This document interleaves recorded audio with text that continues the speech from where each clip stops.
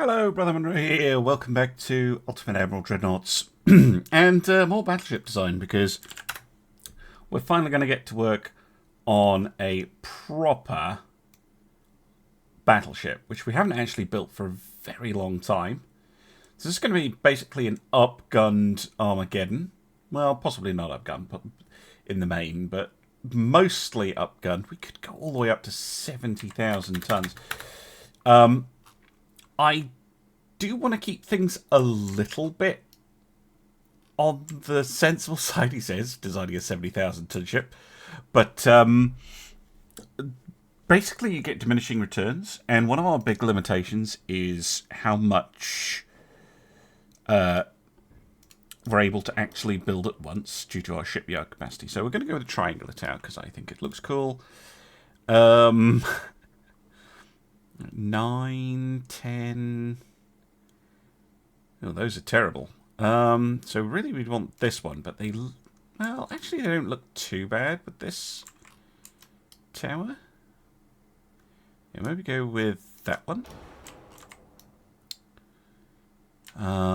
Okay, and... a funnel that doesn't look stupidly small. Go with that one.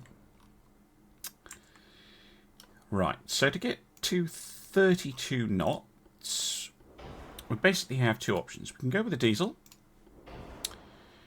which gives me 97% energy efficiency, 43% weight. Actually, let's stick with the medium range, 44% weight. Or I could go with a gas turbine. The diesel is cheaper, but maybe that's because I've reduced beam. Alright, let's stick with the diesel then, because we can just get a slightly bigger funnel. And we'll go for the increased range and lighter weight. Seems like a good option to me. Now, guns. We have Mark IVs everywhere apart from the 9-inch. So we could stick with the 15s. We could stick with a 15-inch gun. Or we could go bigger. If we stick with the 15s, then really what we're looking at is we're definitely going to want a sizable secondary battery. So, because that's the one... I think that makes sense with the development of the fleet. Is that, you know, Chalice and Armageddon, they're pretty similar ships. And then this new one, which is going to be the Emperor class battleship, because of course it is. This one's going to have more secondary firepower, I think. Do we need the tall? Yeah, we're going to need a tall. Only problem is secondary guns for the Austrians look terrible.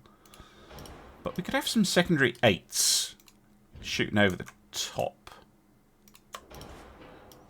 Let's go for a Yamato style arrangement. Could we use quads potentially? Yeah, they're still not quite as good. They're almost as good though. They got that different length, of course, which is a bit of an issue. But they don't look right. That's my main problem with them. Right, and then back here we're going to want probably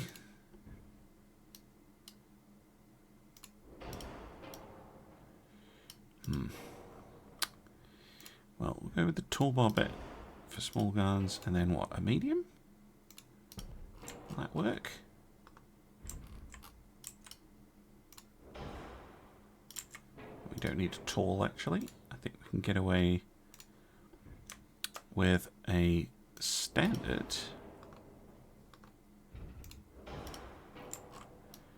There we go. So that gives us, well, a heavy cruiser's worth of firepower. They don't fit up there. What does fit up there? 6s do. Okay, 6s might be a better bet then. Because, A, they don't look quite as silly. B, that will save a bit of weight. Can maybe use on something else. And C, we can have a more unified battery, because we're going to have side-mounted 6-inch guns as well.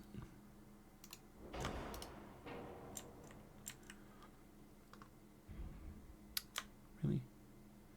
Could potentially put one like here. It's like a chaser. Yeah. So that's plenty. 33 6-inch guns is nothing to sniff at. Just to give us as much kind of anti-destroyer, light cruiser, potentially even heavy cruiser firepower as possible. Just spitting out shells all over the place. We're not going to bother with tertiary guns, because I don't think they're really going to come into play. We do already have armor on the ship, which is very nice. And we still have a fair bit of displacement left. This is going to add a lot. Adding all the protection. Knowing that I don't need to add armor is a big help. Just go with a double diesel and advanced prop shaft. Okay. See what I mean? Like, if you're thinking, oh, 70,000 tons with 15-inch guns, that's pathetic. But it's really not. You pay an awful lot for just, like, a lot of displacement. When you start getting these really huge battleships, just ends up going on the hull and the bulkheads and the actual ship itself. And fuel. I really should look at fuel. I think fuel is too heavy. I need to look up some actual stats for how much, like, 4,000 tons of oil is quite a lot. Maybe it isn't. I don't know. I have to look up. I'll maybe do some research into that. Right. Armor. So we now have 200% quality, which is good. Obviously, we want to be protected against our own 6 inches. So yeah, 3-inch extended. 1.5 extended deck seems fine. 6-inch main deck seems fine to me.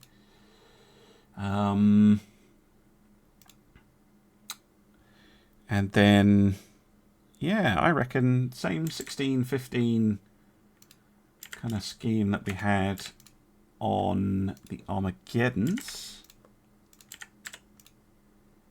And then, what, 6, 3, 3 on those. And we're under our displacement, but we have very good layers here. Like, seriously good layering. So this is a tougher ship than you might expect, because a 4.8-inch inner belt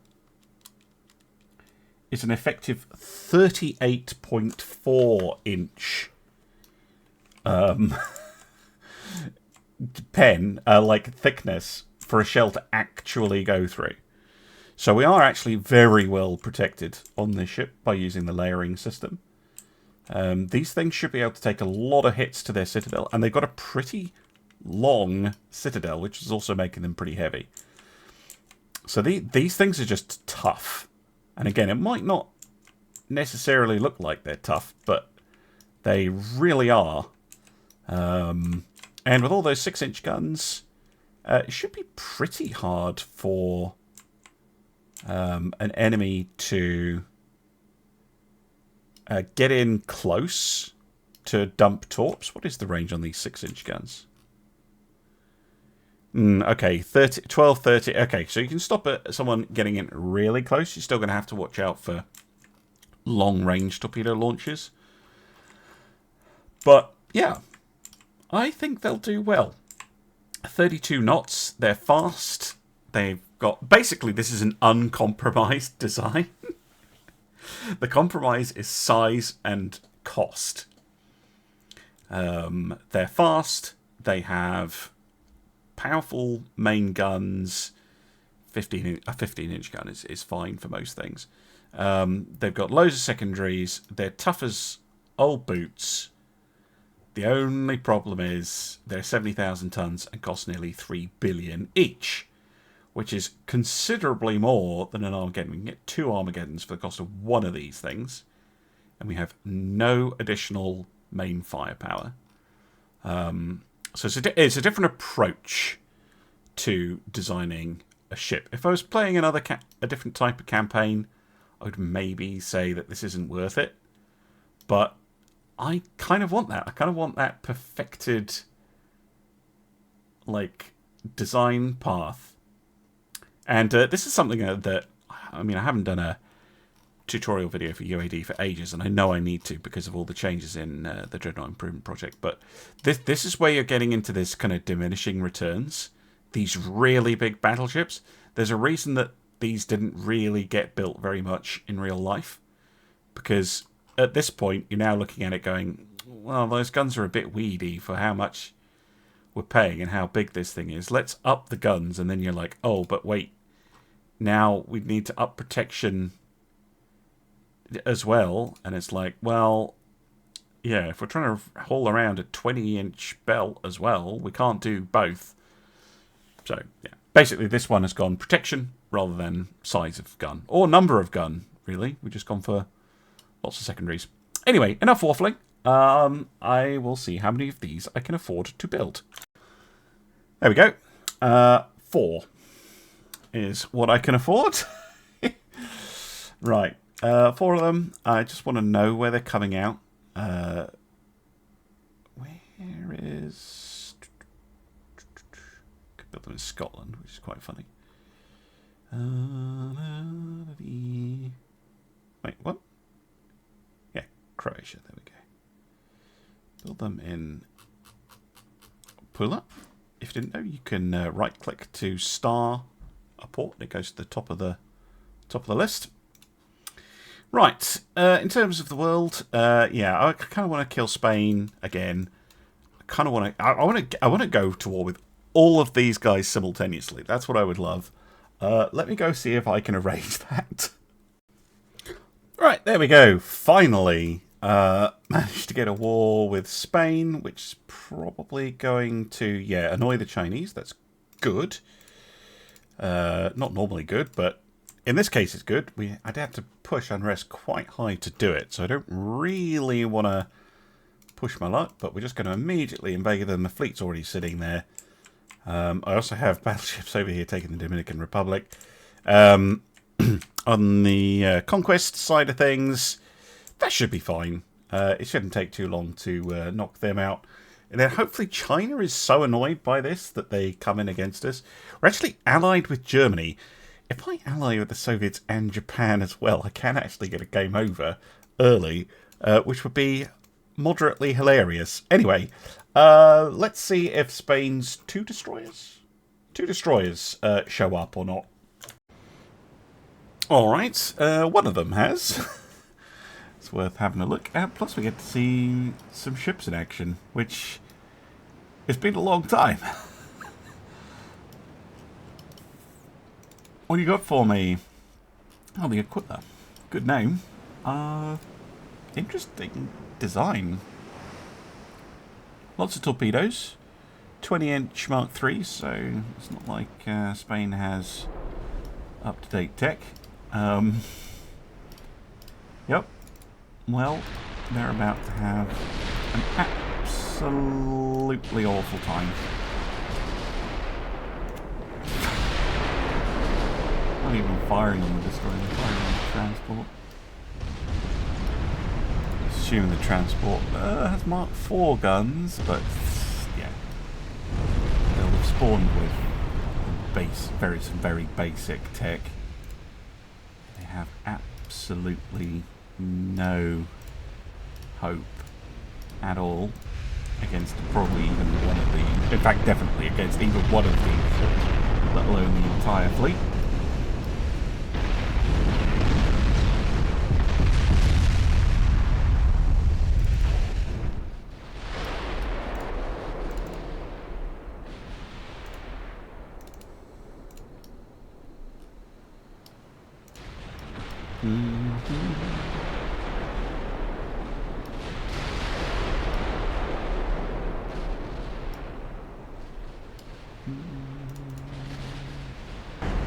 Well, half the Spanish Navy has been sunk.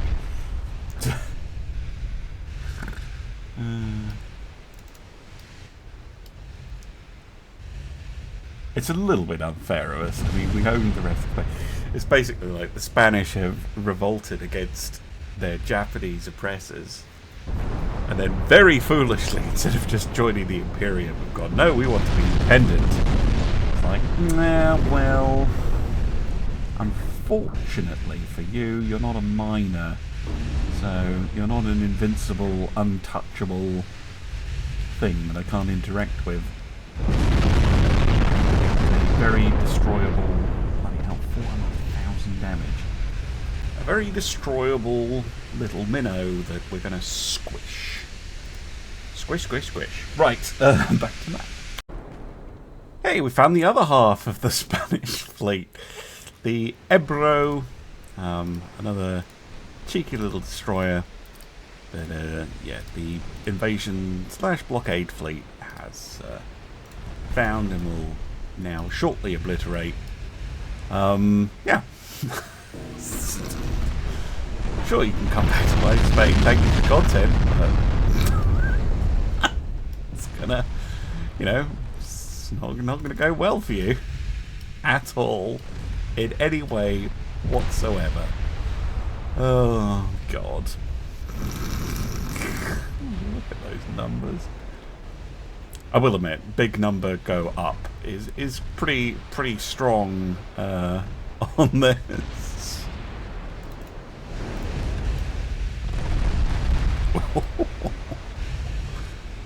It's nearly a million. Yeah, there you go, a million damage.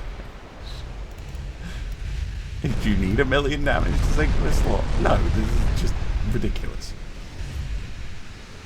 Ridiculous levels of overkill. No such thing as too much overkill, but we're getting there. Yeah, as if it was ever in any doubt. Yeah, by Spain, we squished you good. Right, given that the Germans are still our allies, I'm gonna go bully China. And see if we can get them to do something, because at least they have a slightly bigger fleet for us to obliterate. So I've parked that fleet right here, off Pakistan, which will be our initial vector of attack. And then we will try and probably move this way, you know, and then move up the coast, basically. Is probably my plan. I mean, we do have more ships we can use. The old ships are actually here in Singapore and Manila already. So we've got plenty of ships around. We will... How long till the emperors are done? 11 months. Well, maybe they that'll line up. If we're lucky. Anyway, let's see. I'm going to go insult the Chinese. Yeah, there we go. Or right. I am obviously going to put some ships onto sea control because we do have transports and stuff over there. So anything that's like in the Indian Ocean, probably West Africa, Asia, Southeast, South Pacific. Yeah, all of those. Probably don't need the ships in the Red Sea, but let's activate them anyway. All the ones in the Persian Gulf. Definitely these two. They're already on Z control.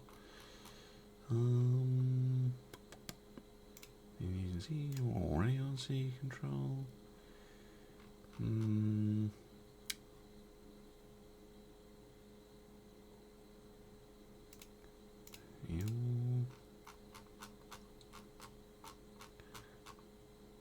Oh wait, China does have stuff in the Caribbean.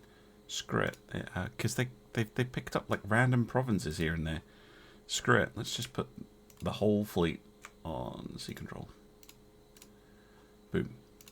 And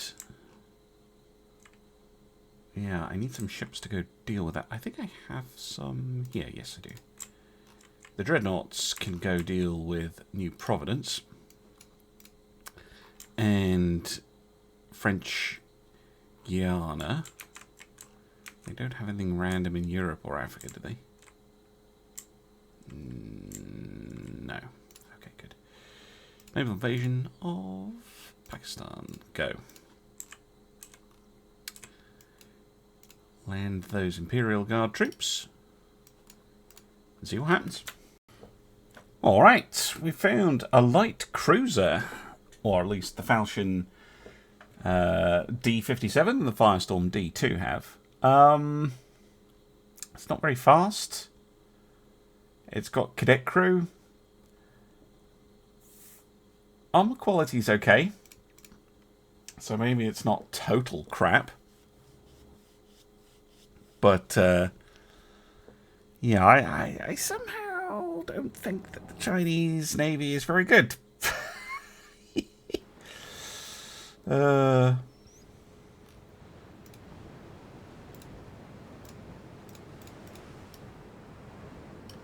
Right. Let's go have a look.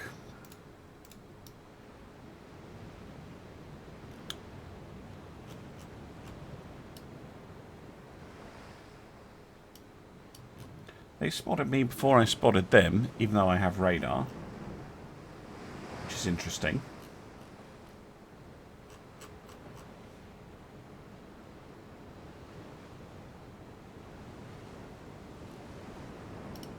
I mean, we do have the radar ping on them, but the actual spotting. There they are.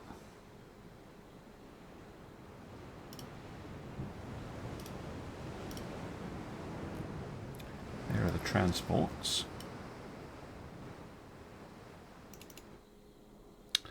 So like 6.5-inch single Mark IVs. Okay, that's not terrible.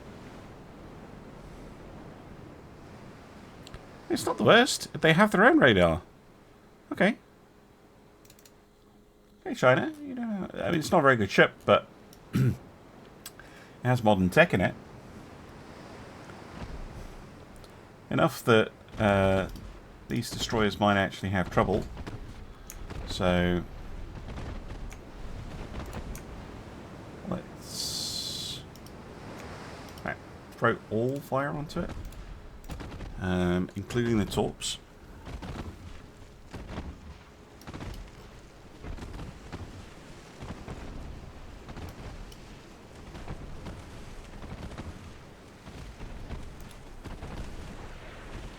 Yeah, it's got a little bit of armor. Don't get into range of those pop guns. I didn't check conning tower armor when I was refitting all those ships. Ah, well, someone will have said that in the comments. Free engagement! Yay! Right. I'm just going to try and rely on the fact that their crew being pretty terrible.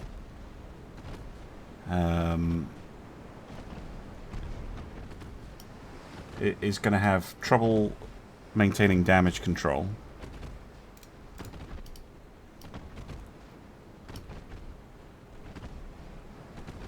I've lost a turret on the D2.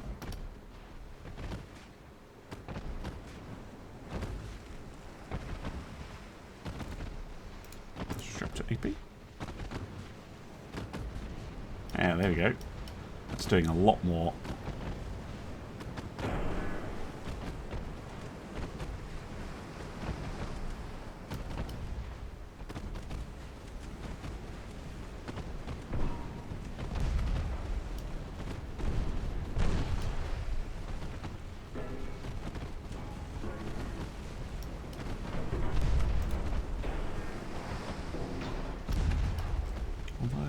Yeah, there we go. Flooding.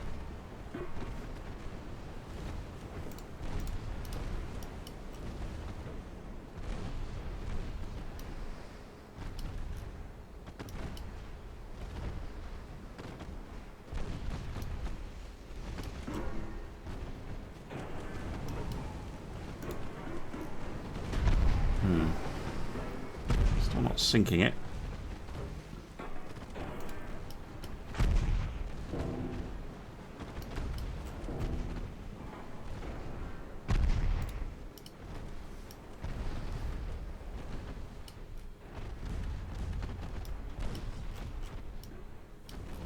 Giving it a bit of a bloody nose. Come on. You know you want to go down. Oh, hello.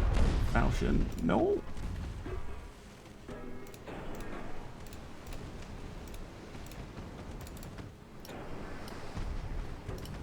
Right, Firestorm. Switch up to the transports.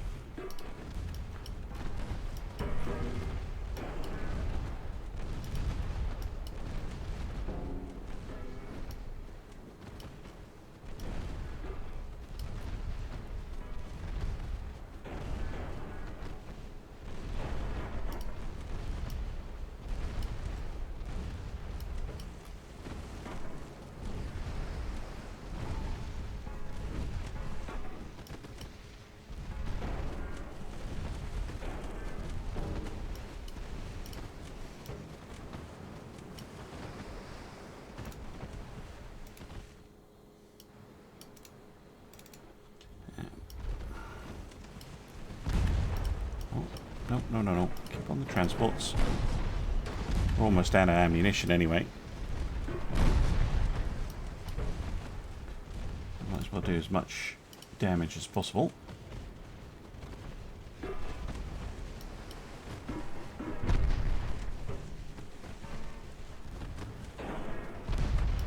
Ow.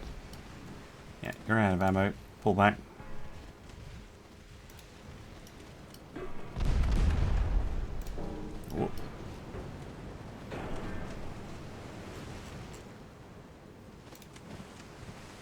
Okay, good to know. Solid little convoy protection light cruiser. As it turns out. Not really capable of killing my destroyers very easily, but especially not with that terrible crew. But is capable of defending at least some of a convoy. Okay, not bad. Alright, the Grand Alessandro and the Adjudicator have discovered a convoy. It's going to take them a while. It's guarded by this, though. The Fujian. Pretty solid. It's maybe a bit behind the times, but solid. Whenever that was built, that would have been pretty decent. It's up against two very old pre-dreadnoughts, but they're sporting some pretty high-end tech. Grand Alessandro blasting away with the 11s and scoring some hits on the transports. Actually, don't want them hitting the transports too much, but that's all that's in range because, wow, it's firing a torpedo. The cruiser will bugger off.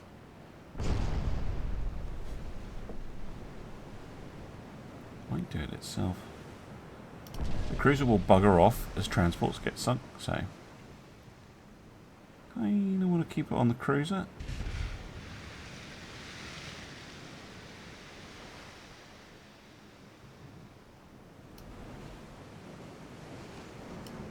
Keep them in range.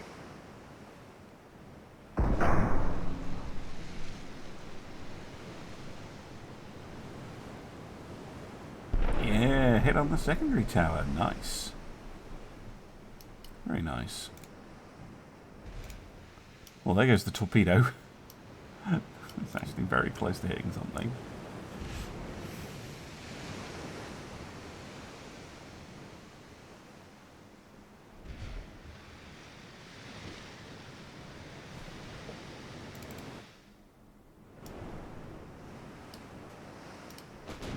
have the adjudicator, but she's not in range at the moment.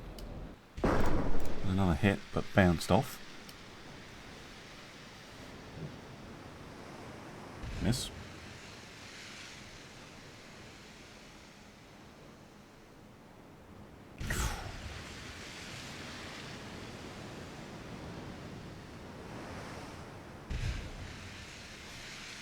There we go. Adjudicator opening up as well.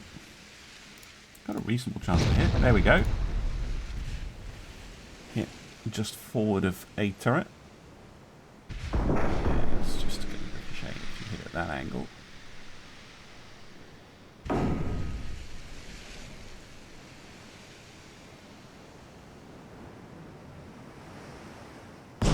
Oh, there we go. Half belt pen. Causing some flooding. Plus a couple of other hits.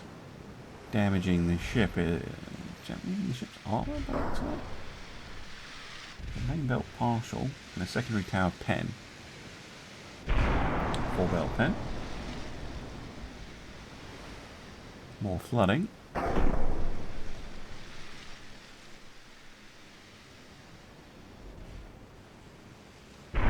Ooh, that one hurt. Look at that. All hits on the aft belt.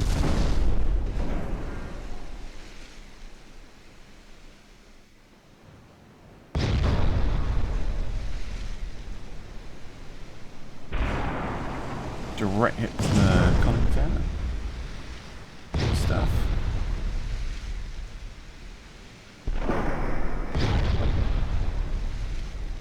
More flooding.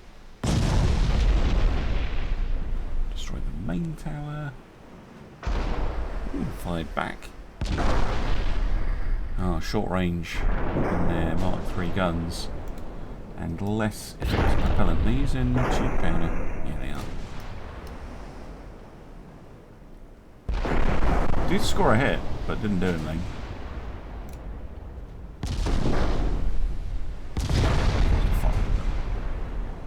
Oh, they get sunk. Right, well, I won't sit you through these two ships very slowly overhauling these transports.